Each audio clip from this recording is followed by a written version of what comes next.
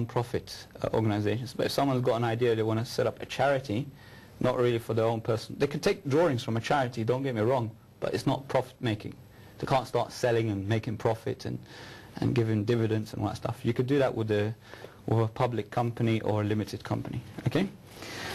So the other quick point as well is the company name. You need to identify if the company name already exists. Whatever. Think of something catchy. It's not being used as a trademark by any other company, and you could just register. You just pay the appropriate fees, and then you register the company. I covered that point already. Or I said the new regulations is you have to immediately inform HM and Revenue and Customs that you are self-employed, the nature of your business. And you don't have to give them 3 months anymore. They don't have that gap anymore. You have to tell them immediately. And I just want to ask you about registering a domain name. So that's important for every business. They need to have a domain name. So what is a domain name for someone that doesn't know? Just like a virtual office, a domain name is a virtual space on the internet. And basically, to have a website, you need hosting and you need a domain name. Domain names can be purchased cheaply. Hosting can be provided by a lot of different host providing, but it's just a space on the internet where people type in your name and they go directly to your website. Excellent, excellent. So that's good. And they can go on the internet, they can find hosting. I've got a hosting company called umacomhosting.com, or they can find out any cheaper alternatives as well. So now, basically, we've kind of summed up about setting up a company, haven't we? And now the next thing is to start trading effectively, isn't it? How do you start trading? Exactly, yeah. So now you've got the company. So how do you start trading? But now there's a point here where I said in the beginning, we want to make the show beneficial for the viewers in any circumstance. So whether they have money or they're an employee, whether they're unemployed, okay? And I've made actually a few notes here, and I actually said, what if you don't have any money at all? Some people might be in that boat. Some people might have some money, some people might not have any money. And I'm not saying that, you know, they're cheating the system, whatever. I'm saying legitimately, they have a legitimate reason. They've got this disability, they've been unemployed for a long time. Yeah, so there's some of these things, and like our tax expert, he actually said the upper hand is better than the lower hand. Now, we haven't got much time, we've only got a few minutes left, so we're going to have to make a part 2 in this situation. And then we will carry on from there. So what we'll do in the next show, inshallah, what we'll do, we'll actually cover the benefits that you're applicable for if you're in a situation whereby you are getting some sort of benefit, or you've been unemployed for a long time. And what I mean by a long time is maybe like 3 to 6 months. You know, there's extra help if you've been unemployed even longer, like 18 months. And we'll go to that into detail, inshallah, and the incentives that now the government's brought out from last tax budget.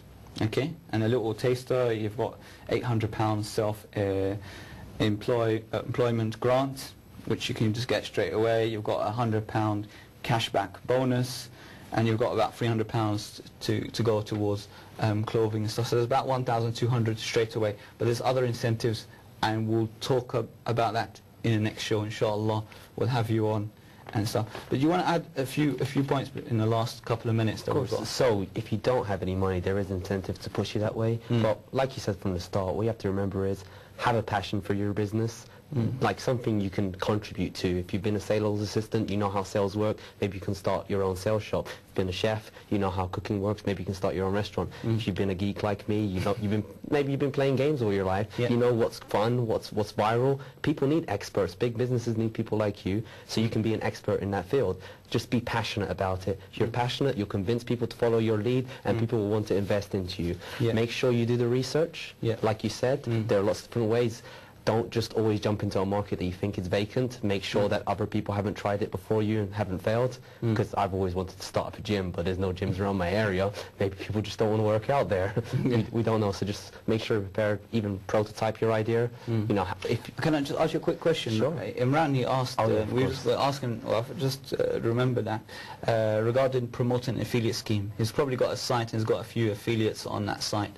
What would you recommend? Well, obviously we know that there's huge advertising companies out there on the internet. It's a billion-dollar industry, so you can always just hook into AdSense and AdWords to spread your website ideas. You can also virally promote it on like mobile applications now, and things like that. I mean, how did you promote your business? Yeah. Do you know, I was actually told now that the show is actually very popular and the viewers, they want us to keep going. So they've asked the studio to extend the time slightly. So we've got a few more minutes now, alhamdulillah. Maybe you can finish off your points about the benefits of... Well, I mean, it's actually so much in depth, to be honest with you. The only points I would tell them that they're also entitled to, on top of that £1,200, £300 towards clothing. It's called a discretionary fund, so you would actually go through the Department and Work and Pension for that clothing, or they might even give you discretion to get a mobile phone, although I've heard cases that they've rejected that. But in most cases, to be safe, if you wanted a suit, shoes, that kind of stuff, just the basics to, you know, if you're setting up an office or something, you want to look professional, but you don't want to spend your own money because you're very limited financially. So you can get that £300 towards clothes. So you can get a lot of clothes for that. Oh, do you have to start up a business to get the £300? Not you can get a job as well. If you're unemployed and you get a job.